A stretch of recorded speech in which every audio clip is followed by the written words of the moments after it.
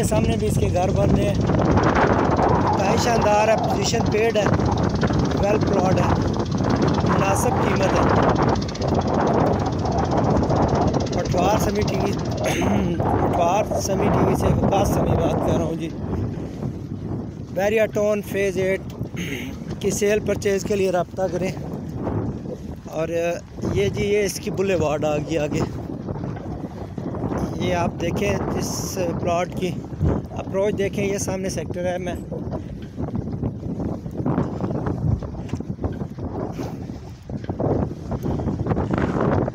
ये इसकी बुलेवार्ड आ गया, ये बुलेवार्ड का व्यू है और ये इसका व्यू है।